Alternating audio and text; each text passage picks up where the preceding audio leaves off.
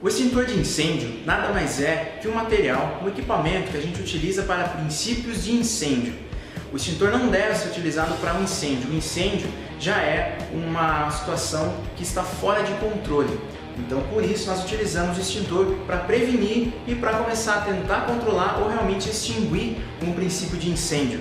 É muito importante, antes da gente falar sobre o uso ou sobre o extintor de incêndio, nós relembrarmos em relação às classes de incêndio. Que os extintores eles trabalham, para cada classe que existe. Então, a gente tem os sólidos, os inflamáveis e assim por diante.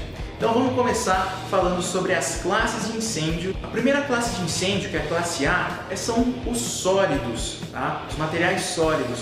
Como exemplo eu posso dar para vocês aí a madeira, o papel, o plástico, são alguns tipos de materiais que nós encontramos nos sólidos. Eles têm algumas peculiaridades, tá?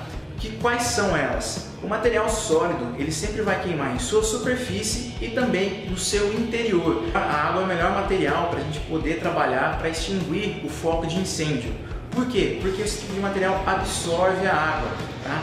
Por ele queimar em sua superfície e também no seu interior, a água consegue uma eficácia muito maior de fazer esse combate.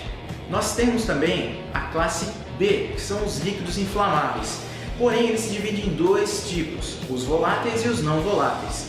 Os líquidos voláteis, os líquidos inflamáveis voláteis, podemos ter exemplo aí do álcool, da gasolina, que são materiais que evaporam na temperatura ambiente. Nós temos os não voláteis, como exemplo, vamos dar aí dois tipos de óleo, o óleo de cozinha e o óleo do carro.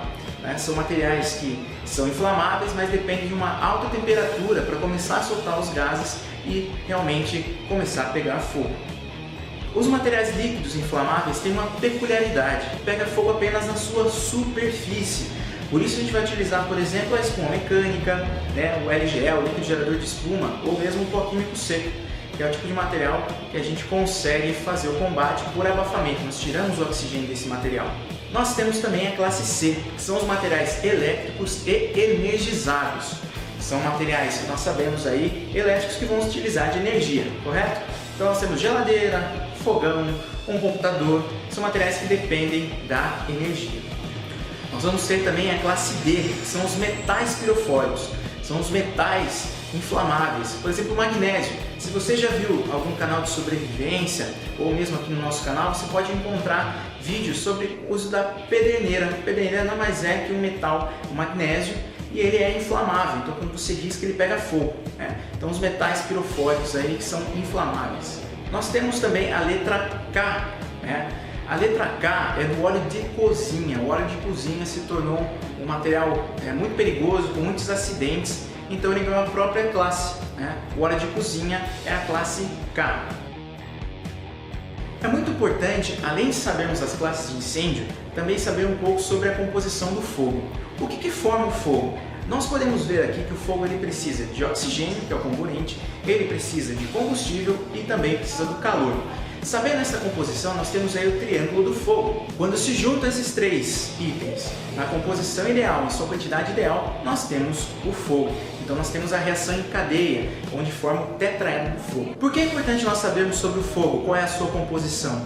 Porque é dessa forma que nós faremos o combate, através de resfriamento, abafamento, e retirada de material quando necessário.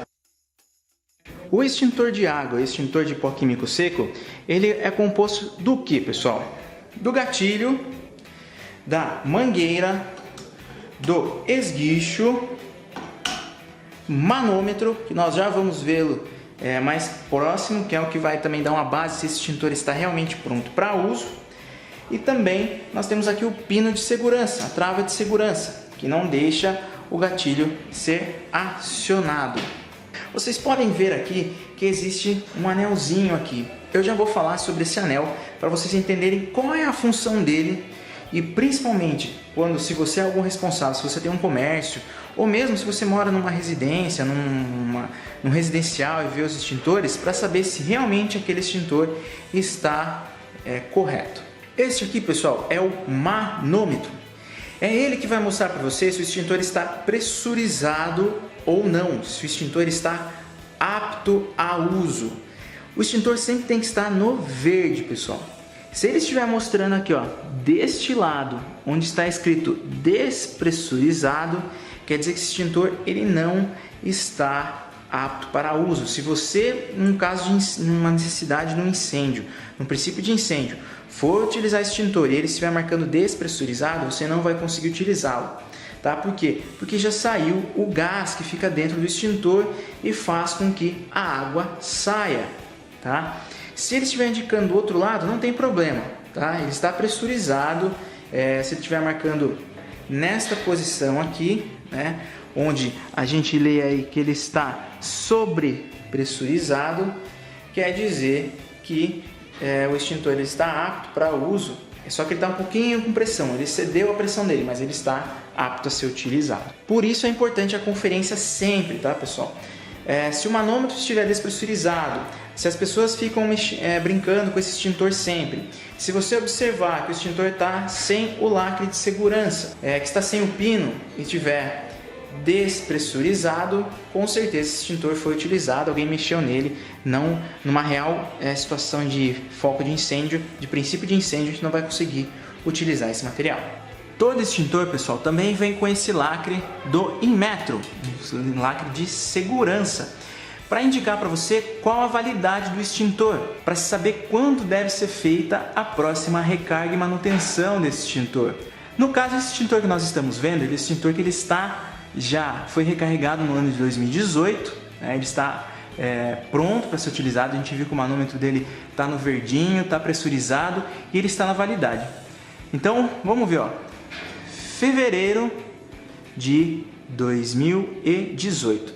Então, quer dizer que esse extintor de água, em 2019, tá aqui, ele deve ser recarregado, deve ser feita aí o serviço de inspeção, manutenção dele em fevereiro de 2019. Sim, o extintor tem validade, pessoal. Tem locais que eu vejo, a pessoa coloca o extintor lá, fica lá, porque a pessoa acha que comprou o extintor, já era, fica lá. O extintor do carro, o extintor veicular, ele tem uma validade de 3 a 5 anos, né? Talvez as pessoas confundam por isso. Mas não, os extintores de incêndio precisam de manutenção anualmente, pessoal. Este aqui é o interior de um extintor de água. Então é assim que ele funciona, tá? O líquido vem aqui dentro, entra um gás que pressuriza esse material. Quando é feito o acionamento do gatilho, né? Quando a gente faz o acionamento do gatilho, a gente pressiona para sair e ele de baixo sobe. Por isso que a gente não deve utilizar extintor de ponta cabeça. Por que é importante nós sabermos das classes de incêndio? Para poder entender que tipo de extintor nós vamos utilizar em cada foco de incêndio. Por exemplo, esse é o extintor de água, né? Ele vai ser utilizado nos materiais sólidos. Este aqui é o extintor de pó químico seco e ele vai ser utilizado, o famoso PQS, né? Ou BC, e ele vai ser utilizado onde? Em materiais líquidos inflamáveis e equipamentos elétricos. Você vê que ele não tem aí a marcação para utilização em sólido, que ele não vai ser efetivo como a água, e ele está marcadinho aí a classe de incêndio, fácil de vermos. Outro extintor que nós temos e encontramos em alguns locais é o extintor de CO2. Esse extintor, vocês vão observar, é um pouco rasgado, porque esse extintor aqui é um extintor de utilização só para treinamentos. O extintor não pode ter esse adesivo todo rasgado, tem que estar íntegro o adesivo, tá, pessoal? Igual está no extintor de água e de PQS. O extintor de CO2 também possui, pessoal, o gatilho, tá? O pino de segurança, que trava aqui o gatilho, possui também a mangueira. E aí ele é um pouco diferente, né? Você já tem visto o extintor dessa forma. Então ele vai ter aí a manopla, onde a gente segura, e o difusor. Muito importante a característica desse extintor, tá, pessoal? Ele está abaixo de 70 graus negativos. Então quando eu faço a utilização dele, esta parte aqui laranja, que pode ser nesse formato, pode ser arredondado, ele congela e eu posso queimar a minha mão. Então, quando eu for utilizar, se eu, ao invés de pegar aqui no local correto para utilizar, pegar aqui no difusor, eu vou queimar a minha mão, tá? Queimadura por frio, né? Vai congelar, vou queimar a minha mão. Então o ideal é você fazer o uso segurando neste local aqui. O CO2 é um extintor que ele é pesado, tá? Então tem que tomar muito cuidado para não derrubar esse extintor. É um vaso sob pressão, ele é mais pressurizado que os outros. Esse extintor, diferente, né, do extintor de água e de PQS, né, um pouquinho seco, ele vai ser recarregado a cada 5 anos. Porém, ele deve ser pesado a cada 6 meses pelo menos. Ele pode perder a pressurização dele, então deve ser pesado. Então fiscalize se a empresa que faz o serviço aí para o seu prédio, para o seu residencial, para o seu comércio, né, ou que faz serviço para as pessoas que você conhece que tem extintor, se eles estão pesando esse extintor e vem de forma correta. O extintor de CO2 também, pessoal, ele é utilizado, né, como vocês podem ver aqui, e não dá para enxergar um pouquinho, é utilizado para líquidos inflamáveis e materiais elétricos e energizados.